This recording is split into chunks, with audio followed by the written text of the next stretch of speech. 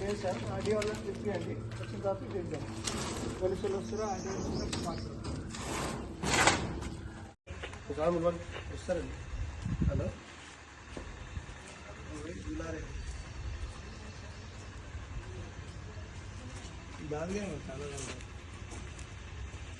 Document ఎక్కడ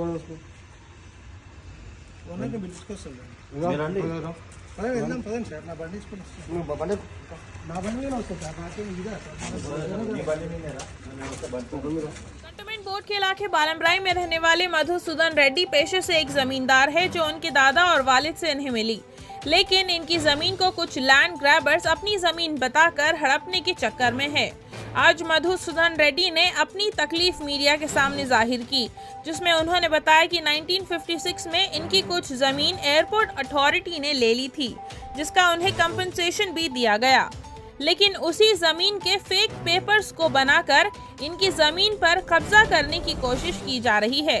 जमींदार मधुसूदन रेड्डी ने पुलिस में इसके ताल्लुक से कंप्लेन की और आरडीओ ने भी इन्हें बताया कि survey number 75/2 land airport authority ने 1956 में इसे ले लिया है और इनकी जमीन सर्वे नंबर 28 में आती है और इसके डॉक्यूमेंट्स सभी मधुसूदन रेड्डी साहब के ताल्लुक से ही है।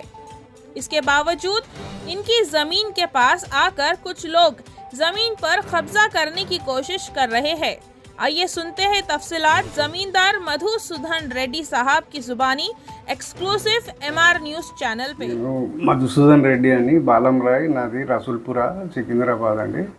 నా ఆరోగ్యం సరిగా బాగుంటలేదు, నా కిడ్నీలు ఫెయిల్ అయ్యి, అయినా కూడా మాది ఒక ప్రాపర్టీ ఇష్యూ బాలంరాయ్లో రసూల్పురాలో సర్వే నెంబర్ 28 అనేది మా యాన్సిస్ట్రల్ ప్రాపర్టీ. కానీ ఎవరో వ్యక్తులు కొంతమంది 75/2 75/2 అన్న దీన్ని తీసుకొని పేపర్లు క్రియేట్ చేసి వచ్చి మా ల్యాండ్ ఆక్యుపై చేయడానికి చూసిరు. సో దీన్ని పోలీసు వాళ్ళు 145 సెక్షన్ కింద ఆర్డీఓ గారికి అప్పచెప్పారు. హైకోర్టు స్టే ఉండింది. దాని తర్వాత ఆటోమేటిక్గా తను ఎంక్వైరీ కండక్ట్ చేసి, మేడం ఇది 75/2 కాదు, 28 ఈ ల్యాండ్ 75/2కి సంబంధం లేదని మాకు రిస్టోర్ చేశారు. మా ప్రాపర్టీ మాకు రిస్టోర్ చేసినప్పటి నుంచి వచ్చి బాగా గొడవలు చేస్తున్నారు, నా తాళాలు బలగొడుతున్నారు. పోలీస్ కంప్లైంట్ ఇస్తే 100 డయల్ చేస్తే వస్తురు, తీసుకుపోతురు, వాళ్ళని వదిలేస్తురు. అసలు వాళ్ళు పేపర్లు 3 చనిపోయిన వ్యక్తుల మీద పేపర్లు సృష్టించారు. ఆ 3 వ్యక్తులు చచ్చిపోయిన వాళ్ళు ఒక డాక్యుమెంట్ ఎగ్జిక్యూట్ చేసి ఒక గ్రూప్ కలిసి వీళ్ళంతా కలిసి యాక్చువల్లీ అది ఎయిర్పోర్ట్ అథారిటీకి బిలాంగ్ అవుతుంది. 75/2 వే బ్యాక్ ఇన్ 56లో అక్వైర్ అయింది. 58 తర్వాత నుంచి ఏమొస్తుందో తెలియదు, కానీ 56లో కాంపన్సేషన్ కూడా ఇచ్చారు. ఆర్టీ యాక్ట్ కింద ఎయిర్పోర్ట్ అథారిటీ వాళ్ళు నాకు ఇచ్చారు 75/2 మాది మా ల్యాండ్ అని.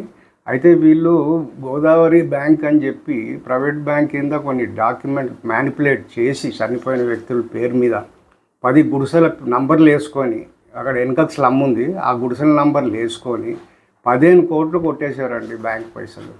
బ్యాంక్ ఎట్లా ఇచ్చిందో తెలీదు. 15 కోట్లు మొత్తం కొట్టేసి ఎయిర్పోర్ట్ అథారిటీ ల్యాండ్ మేము పోలీస్కి అన్ని డాక్యుమెంట్స్ సర్టిఫైడ్ కాపీస్ తీసి ఇగో చనిపోయారు వీళ్ళు, ఇవన్నీ ఎవిడెన్స్తో ఇచ్చాము. ఫస్ట్ ఎఫ్ఐఆర్ బుక్ చేయలేదు, కానీ లేదు సివిల్ మ్యాటర్ అంటారు. చనిపోయిన వ్యక్తులు డాక్యుమెంట్ ఎగ్జిక్యూట్ చేసిరంటే సివిల్ మ్యాటర్ అన్నారు. దీని తర్వాత దీప్తి మేడం గారు డీసీపీగా ఉన్నప్పుడు వెళ్తే వాళ్ళు రికమెండ్ చేశారు, లేదు ఇది ఎఫ్ఐఆర్ బుక్ అవ్వాల్సింది, ఇది ఎంక్వైరీ చేయమని. ఇప్పటికి 1.5 సంవత్సరం అయింది, ఎటువంటి యాక్షన్ లేదు. దీని మీదకించి మేము ఏసీపీ గారిని చాలాసార్లు కలవడం జరిగింది.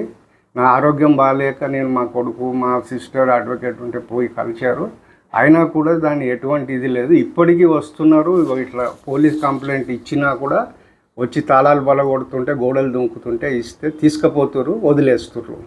ఇట్లా చాలా ఉన్నాయి ఎవిడెన్స్. కానీ నేను రిక్వెస్ట్ చేసేది ఏమంటే, నాకు 75/2తో సంబంధం లేదు. ఇది 28 అని డిక్లేర్ అయినాక పోలీసు వాళ్ళు ఎందుకు వాళ్ళకి సపోర్ట్ చేస్తారో మాకు తెలియదు. నేను కమిషనర్ గారిని దండం పెట్టి వేడుకుంటున్నాను, అట్లాగే సీఎం గారు రేవంత్ రెడ్డి గారిని. వాళ్ళు ఎందుకంటే నన్ను బెదిరిస్తారు చంపుతామని. ఆ సతీష్ సింగ్ అన్న వ్యక్తి గ్యాంగ్ లీడర్ లాగా ఉండి వాడు నాకు గన్ను చూపిస్తాడు, నేను చంపుతాను, మేము మీ అందరినీ ఎవరిని ఫ్యామిలీని బతకని అని అంటారు. మీరు న్యాయం చేసి కోరుకుంటున్నాను సార్, ప్లీజ్ నాకు న్యాయం చేయండి మీరు.